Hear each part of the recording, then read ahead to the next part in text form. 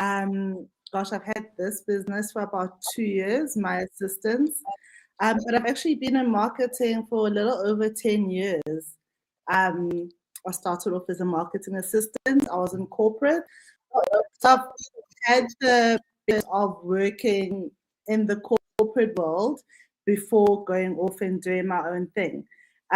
So what I do is not unlike what Lerato and Tepang do, but I focus more on overall visibility. So not just the digital aspect of it. I work with influencers and micro influencers. I do a little bit of PR as well. So I try to help small and medium sized businesses be seen, like create some sort of brand awareness for themselves, whether it's online or offline. So yeah, that's me. I think I've always been like a little bit of a hustler. I love making money. I love money. I mean, when I was in high school, I used to sell, those muffins when they first came out. So I was in high school a long time ago, guys, so don't judge me.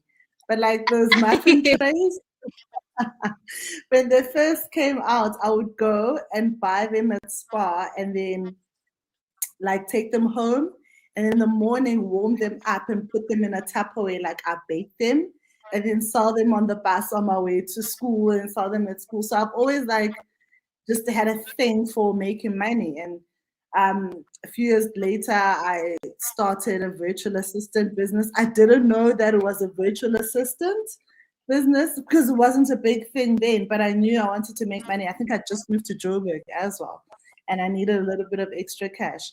But in terms of what I do now, it's obviously an offshoot from what I did in the corporate world.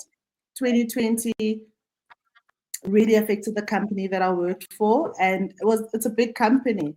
It's one of the largest suppliers of labor in the country, and so a lot of us got retrenched. And I think I've been praying for a gap to sort of do my own thing. I didn't know if I'd be able to do it as a side hustle and also keep my job because that job in itself was quite demanding. So when I got retrenched, I actually looked at it as the opportunity or like my prayers being answered, that I should go ahead and do this thing for myself. And I mean, I must say it's not the first time I've started a business, a formal business, but this has been very different because I don't have the backing of a corporate salary. It's like all me, all day, all the time. So on one hand, while it afforded me a lot of great connections from getting like my first few clients through people that I'd worked with before, I've had to like pick up a whole other set of skills, which I actually never thought of I needed, like financial management, and like looking after my books and that sort of thing. So it's been I don't want to use the word roller coaster because everyone says roller coaster, but it's been an interesting journey. And what I found is that I'm actually learning so much more now doing this on my own. Then I think I'd hit a plateau when I was in corporate. Like I'd hit a wall. Like further up, I don't know, like chief marketing officer. You know what I mean? So I did hit a bit of a plateau there, but this has really given me the opportunity to tap into a whole lot of other skills that I didn't realize I would need. But also hold myself more accountable, because I don't have the luxury of come rain or shine on the 25th, FNB sending me a lovely smiley face with, money.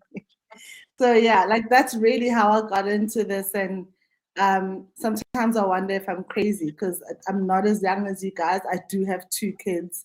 I am a single mom. So sometimes I sit and I think to myself, is this the dumbest thing you have ever done in your life? Not yes. While we welcome international clients, they are few and far between. So the majority, and I imagine it's the same for Tepang, the majority of our clients are South African-based clients, and it always boils down to budget. And I still don't believe that, especially South African small business owners, I'm still not entirely convinced that they actually see the real value um, for marketing and social media or brand or partnering as a brand with UGC creators or influencers. So I think they still treat their businesses very separate from marketing. It's almost like marketing is an optional um, part of their businesses, and it really isn't. In fact, marketing should be very much ingrained in your business as a business owner, whether you are a social media manager, whether your business is social media management or digital marketing, or whether it's something else. Like your marketing should be part and parcel of your business, because when you start out your business, you have your goals and you've got your business strategy and all of that. Part of seeing all of that come through or come to fruition rather is with the use of marketing. And in this discussion, we're talking particularly digital marketing. So we do come across clients who see the value in having you, but it's for a very limited amount of time. And they almost want you to move mountains on small budgets or move mountains in a very short amount of time. I actually saw a video. Some guy was like, "You've got to give your clients three options. Like, do they want something good? Do they want something fast? Or do they want something cheap? But they can only choose two out of those three things. So if you want it good and fast, it's not going to be cheap. If you want it cheap and good, it's going to be fast." And so yeah, I share the same sentiment in terms of client retention as a challenge. I also think that South African business owners they're not really adopters of anything new, right? So they almost want to see someone else do it first, someone who looks like them, who's in the exact same sort of position they're in before they do it. Like I sell digital templates for argument's sake. I don't understand why South Africans aren't as keen on those as like Americans or the Brits. It's really the easiest way to keep a cohesive brand on your social media. But it's almost like, oh no, I don't know anyone else who does it, so no thanks, And I think that's a pity because we've got some great businesses, we've got great business owners, and there's really room to do some stunning things with some of the companies that I've come across. But that fear of failure or fear of being the first to do it actually almost makes our jobs as marketers twice as hard. And it doesn't have to be that way. And I think for me, another big challenge is obviously time management. I am a single mom, and I do this, and my kids are full-time jobs. So it's always a battle of what time am I knocking off. And it's weird because in my contracts, I'll say like it's business hours, but there's Boo Boo the Fool at like 8 o'clock in the evening chatting to clients. And so I have to be much, much better at that. But yeah, I share the exact same struggles in my business as Tepang does. Thank you so much, Kitty. Let's try it again. Most about what I do is that, like, I'm a creative person by nature. I write for fun. Like, I really enjoy writing. So, and I love like trying new technologies and new things. Like, I'm that person who, if there's like a 14-day free trial, I have probably used it because I want to see how this thing works.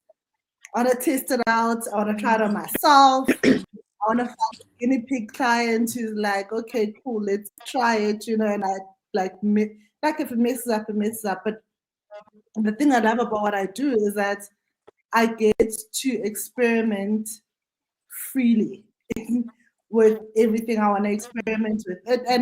And if you've worked in corporate, you'll know that it's not as flexible. Like they have their systems and the way things are done. And yeah, and if you want to try something new, it's got to go through a whole lot of levels. So I really enjoy that freedom to like look around, see what other people are doing, try things out for myself, try things out for my clients. I really, really love that. Excuse me, and I love the fact that like it's perfectly legitimately acceptable for me to find a new font and like create content around it. Like that is wild. Not everyone can do that in their work. So I really enjoy that. What was the other question? What I love about my job and what keeps me motivated. Oh, yeah, my kids. I know it sounds like really dodgy and well, not dodgy. So it sounds yeah, Panama bundle. Can't think of the word now. Cliche. Cliche, that's the word. Yes, it sounds cliche. I've got a 17-year-old. She's so smart and such a hard worker, and I really want for her to be able to do the things that she wants to do with her life. She wants to go into medicine. I don't think that's a good idea, but that's not my decision to make. But she wants to go to a faraway varsity. I want to be able to provide that for her, and money doesn't fall from the sky. So I really try to work with the idea that yes, I'm doing this because I'm passionate about not starving to death, but I'm also doing it to afford my kids. I don't want to say the type of life I didn't have because I think I grew up quite well, but I want them to be able to play and figure themselves out. I think for my generation, we were told go to school, matriculate, go to varsity, graduate, get a job. And like I was saying to you guys earlier, my first years of varsity, I was a drama major. I was a dramatic arts major. And halfway through, I'm like, no, actually, that's not it, you know? And I've cost my parents so much money trying to figure out what it is that I want to do. And I want my kids to have that flexibility to be able to say, look, I'm not sure what I want to do just yet. I'd like to like explore my options. I don't want them to feel bad that if they don't do this thing now, then the money's gonna finish and they'll never be able to do it. I don't want that for them. So they definitely keep me motivated. My son is 6 and I'm a single mom. I'd like for him to see that, it's 100% possible for your mother to be single, to work hard, and this whole narrative about but I don't want to say it like in a bad way, but there's a narrative that like kids who was raised by single parents like have hard lives and lots of hardship. I don't want that for my son. So I do, and I'm very deliberate even about like showing them the work that I do, like constantly. Like now I'm like, guys, I'm gonna do a webinar. Like you can sit here and listen, but you have to listen only, you can't talk.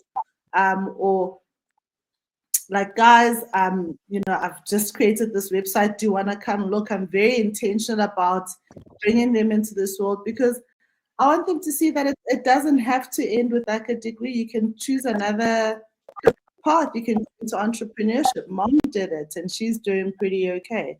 So they definitely keep me motivated. Plus, I want a new car. So that's also a thing. That keeps me going. Yeah. How you find your business? Sorry, please say that again. You were breaking.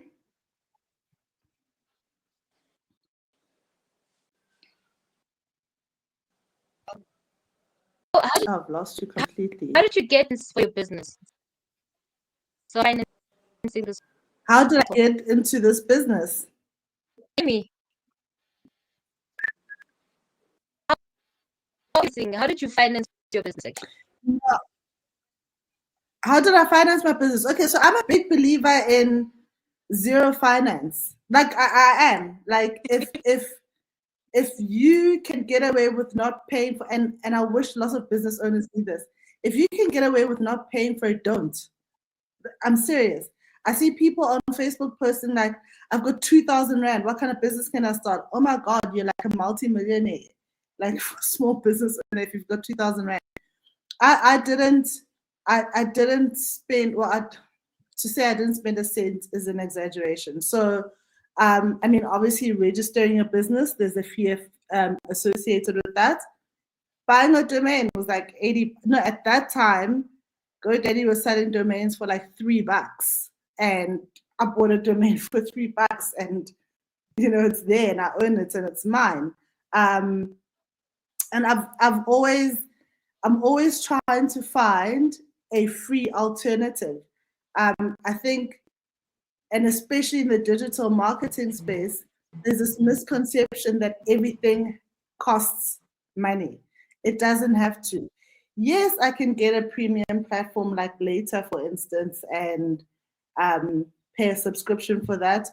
Or if I'm really starting out and I'm struggling for cash or whatever, I just create a content plan in Excel, and then I use Facebook to schedule my content. I think I've been fortunate that I've worked in this industry for so long. I know that there's ways around doing what we do without really having to put money into it. And I think it's a pity that a lot of creators will come on and be like, use this tool, and then you go look. The first thing I do is I go Google and I look at price, and I'm like, $29 a month. You know, so I didn't really have to like find to build my website. I've been building websites. To do the branding, I've always done my own branding. It's not something I need to outsource. The brand strategy, that's what I was doing anyway for a living, so I didn't need to outsource. If anything, the investment I put in was time investment, in the sense that I was going out and like learning from other people. So YouTube, like reading article investment. If I spend $500 starting my business, that's a ton of money. I can promise you that. I'm not even lying. I hardly spent anything.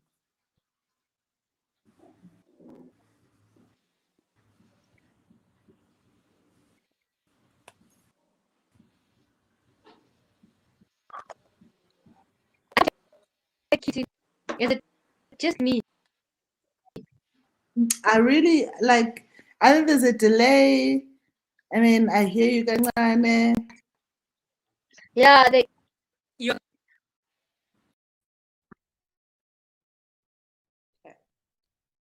What is marketing in business? Well, marketing in business is the process by which a business or a brand will try and make themselves visible to its ideal customers. So when you market your business, you're essentially telling your customers what your business does and what sort of problem it solves for them. And there's a variety of ways you can market your business. You can put out radio adverts. You can have a website with a blog where you write about different pain points your customers might be experiencing. A big one is using social media. Platforms such as Facebook, LinkedIn, Twitter, TikTok, those are all great social media platforms and marketing tools someone can use to create brand awareness and start building a community around what their business offers to their ideal customers. The importance of marketing for small businesses. So it's critical for small businesses, especially at the infancy stage, that they go out and market. This is how you get your clients. This is how you build a community. This is how you build trust with your ideal clients. And this is also how you start to set yourself as a thought leader in your industry. I always tell clients and business owners that I work with that it doesn't have to cost a lot of money for you to market your business. It's all about being very strategic and actually doing research around the tools that are available to you as a business owner, which you can use to create awareness around your business and your brand. So for instance, you could use Facebook as a great marketing tool for your business. And all it would take is that you dedicate a few hours a week or a month where you create content either via graphics, using GIFs, using polls, using FAQs, and create graphics and videos around that to start putting yourself in front of your ideal customer.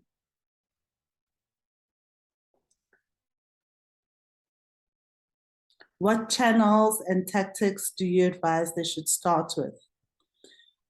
Okay, so it's always tricky because we know that when you're starting out a business, not everyone has a bucket of money to invest in things like radio or PR and that sort of thing. So I always tell my small business owner clients to look at the low-hanging fruit. So what's a low-hanging fruit? It's something that's going to be easy for you to accomplish quickly, and that's going to produce results just as quickly. So things like social media, things like having a website that talks about your business, talks about you, talks about what you do, how you do it. You can even add your rates in there and all the different types of services in there. We know from research that 80% of people are always on their cell phones. And so taking advantage of that and looking at who your ideal customer is and where they are likely to be online is a great, effective, and cost-effective way to start getting in front of your ideal customers. So think about social media as your perfect partner in terms of getting your business out there and getting your brand known. And starting to build some sort of credibility and community. Not everyone can afford to hire a consultant or hire an agency to help them with their marketing efforts, but the tools are there, they are available, and a lot of them are free. I would also advise small business owners to invest time in doing free programs via Meta or HubSpot or Hootsuite, sorry, not Hootsuite, or HubSpot, to like get them up on their digital marketing skills. It doesn't then mean that you will instantly become a digital marketer, but it will empower you to be able to make the right decisions for when you are in a position to hire a consultant or an agency, or at the very least to get you going when you're starting with your business. How does marketing help you sustain your business? Okay, in terms of business sustainability, marketing is key. You will not always get the big fish clients who are going to pour hundreds and thousands of rands into your business. When you market your business correctly and effectively, or when you partner with an agency or a consultant to help you market your business, you are essentially investing in continued communication with your ideal customer. They say that a customer needs to have 7 interactions with your brand or your business before they make the decision to buy. So when you market your business on platforms like social media platforms and you're consistent and strategic with that, it helps you with a little bit of long-term sustainability from the perspective of you never have to start from scratch in terms of looking for clients. When you're doing that, you're building a community and you've got a group of people you're constantly engaging and talking to. And through doing that repetitively, you start to gain a bit of credibility, and that's when people are likely to start buying from you or start wanting to engage you to use your services. The importance of a marketing strategy. Okay, this is a tricky one because, you know, social media is easy to get into. It's like for me, because it's my line of work, it's really easy to adapt to and, you know, work on. But if it's not something that's in your wheelhouse, you need to really be well thought out and plan really well what you're going to be saying, how you're going to be saying it, and where you're going to be saying it. And that's part of your social media strategy, right? We know that the big goals most business owners want to accomplish via social media is getting clients, making sales, and creating community, as well as building brand awareness. So you can't just get up one day and decide, I'm going to post today, I'm not going to post tomorrow, or this way I'm going to post today, or that's way I'm going to post tomorrow. Everything needs to be almost clinical in how you approach it. So from deciding who your target customers are, that's going to tell you which social media platforms they're on, for instance. And once you know which social media platforms they're on, they could be on 10 social media platforms. I would advise that as a startup, you focus on 2 or 3, actually even 1, and you focus on it and you really pour your energies into that. Also, you need to keep in mind that what's acceptable on one platform might not necessarily be acceptable on another. So take LinkedIn and TikTok, for instance.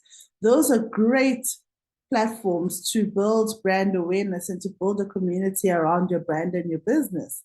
However, the rules of engagement on those 2 platforms are very different. And also the profile of people you'll find on those platforms are different. So the strategic thinking comes in how you decide, where you decide to share your business and where you decide to put your content and how you decide to put your content. I would strongly advise that business owners look at you know, companies that create templates and toolkits that have all of that, all of those resources and information put into one place. And I'd suggest that they invest in getting those toolkits for their businesses. What are the basics of getting started? Okay. In terms of the basics of getting started, for me, I would say definitely number 1, plan out what your business is going to do. So what your business is going to do, how it does it. Is it going to be online? Is it a physical store? Who your customers are, you know, what their habits are, what your value proposition as a business is, what the business aesthetics look like. So the logo, the colors, what the tone, the brand messaging tone is. So definitely plan that. I've got a great business planner, which I've been giving away for free. It's available on my website. It's really going to start with help you create your foundation for your business. And then I would go into CIPC and actually register the business. So formalize it, give it a formal name. It's so cost effective to register your business formally via CIPC. And there's actually a business hub that helps you even set up your business account and choosing which bank you're going to operate your business with. And then once you have that, start looking at things like creating cost-effective websites, even if it's a one-page website. Be seen online because that's where people are. And that helps you be credible, and that helps build your credibility as a brand and a business. And then I would look into social media. And again, with social media, there's so many platforms, but I would decide on 1 or 2 to really focus on and really grow and nurture before I start expanding onto other platforms.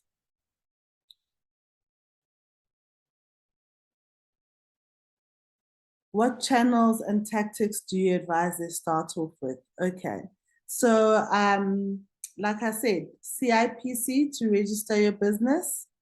I would definitely go to zoho.com to get a customized email domain. Zoho is great. They've got a ton of tools. specifically for small business owners. So you can get your emails with your custom domain. You can integrate Zoho Books into there, which is the invoicing and payment tracking system, so that you don't sit typing out invoices manually, and you can set up reminders, and you can set up recurring payments. That's also available for free on Zoho. There are Zoho campaigns if you're going to go the route of email marketing. So really check out the whole Zoho ecosystem, because all of the apps have free versions, and you can stay on a forever free version. And then I would say create a website. And there are many ways to do this. You can do it yourself. You can hire someone to create a website for you, or you can use platforms like Canva, which have website building features. It comes out as a one-page website. It's absolutely stunning. And if you have a pro version, you can link your custom domain to it.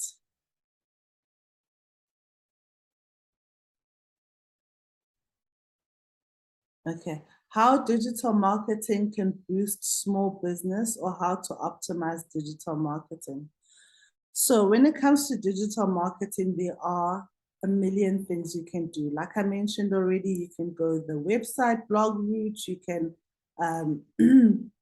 you can go the YouTube channel route, you can go podcast route, you can go the social media route. There's 100 different routes you can take.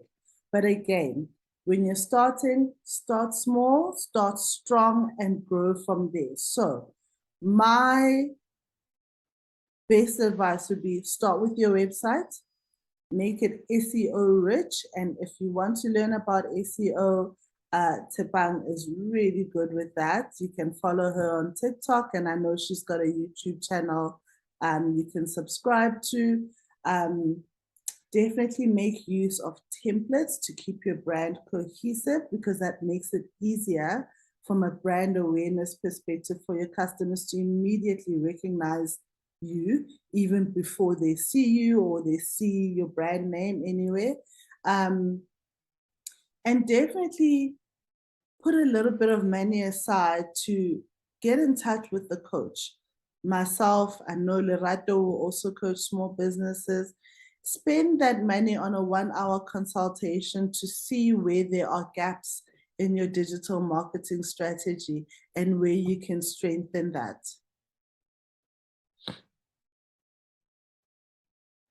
Okay. Best business marketing ideas for small businesses. Ooh, okay. Geez, like it's always changing. Once upon a time, it was easy to say, oh, do this, absolutely go for it. But really, the rate at which social media is changing and growing, and how fast it's growing lately, it's quite difficult to say, if you do this, then these are the results you'll get.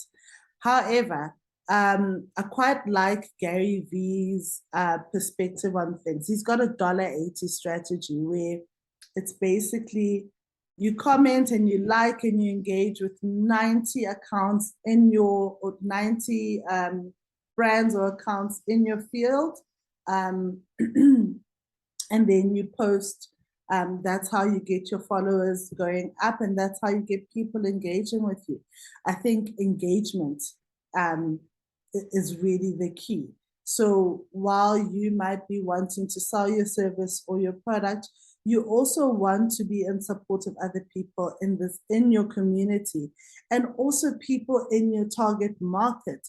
You want to be able to create conversations with them. So if someone comments on your post, replying with an email, or replying with the video, or replying with the DM, or just replying in the comments, that's a great way to build some sort of community. There are so many creators out there and people on social media putting out content but not engaging back.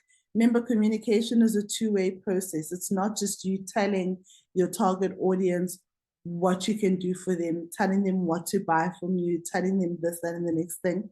There's also a certain level of communication you need to engage them on. So ask them questions, and when they respond, start that conversation with them, encourage the conversations. Where possible, respond to everyone who comments on your content.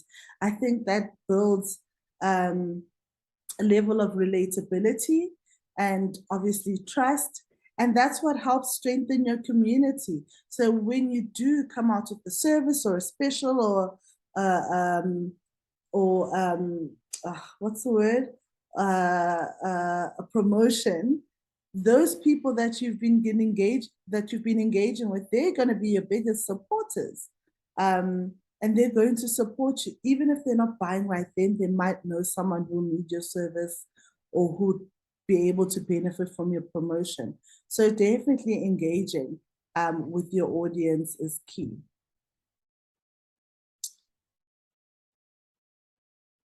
Best marketing tools for small businesses. Okay, I think I've mentioned them, like my personal favorites, Zoho, Canva. I use the Meta business suite for like ads and scheduling. So really try find where there are free versions of things, because we all know, like, when you're starting out in business, the idea isn't that you're always like putting out money. You want to start making money first. So where possible, try find free versions, and those platforms that I've mentioned have free versions and forever free versions at that. Advice to someone who wants to start their own business and one who wants to get into your industry. Okay, so if you want to start your own business, I'd have to say have some money put aside, definitely, because you're not going to make a lot of money from the jump. Number two, be very flexible, because, often the clients I've worked with, they would have started their business with one idea in mind. And as the business is growing and doing well, they realize that they need to go in a slightly different direction. And I found that for myself as well. So be very open to responding to what the market is telling you they want. So that means listening to your market, listening to your audience. If I started a virtual assistant business, and time again, my clients were coming to me for branding and marketing consulting, and I'm like, okay, well, I guess this is the route that I need to go. So be very open to that. But also, don't let fear take over you. Imposter syndrome is real. After all these years having worked in the industry, I still get that. There'll always be someone smarter who's got it a little better refined than you do, but that doesn't mean that you're on the wrong path. So like hang in there and like block out the noise, like have those blinkers like horses do, and like focus on your ultimate goal. And also don't be shy to ask for help. You'd be surprised at how willing people are to help where they can. So don't be shy to ask for help. If needs be, like approach someone and say, listen, this is what I do. I don't have money to pay you. Maybe I can offer your business these services and you offer me a consultation. So don't be shy to ask for trade exchanges. The worst thing that could happen is that someone says no. But yeah, like just go out there and do it. It's a beautiful time in South Africa to start a business, especially online. And you want to get ahead of that curve by being creative, being adaptable, being open to learning and asking questions and asking for help. And if you need any help, I'm always available to help.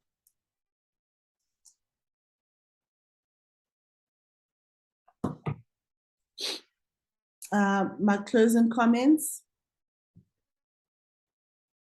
Yeah, it's a beautiful time to be a Black woman in South Africa, a Black businesswoman in South Africa. There's so many opportunities, but I think the key is to be open to working with other people, open to learning, open to asking questions, and most importantly, open to offering help where you can. Yeah, like I'm open for all of that. So Follow me on TikTok. My handle is at Zutu_girl, or you can like just look for my name, Kitty, Visibility Strategist. You can email me, kitty@myassistance.co.za, and you can find me on Instagram and Facebook. The handle is at myassistance.za. Thank you so much for having me, and I wish you all the best on your business journey. And let's make this money, honey.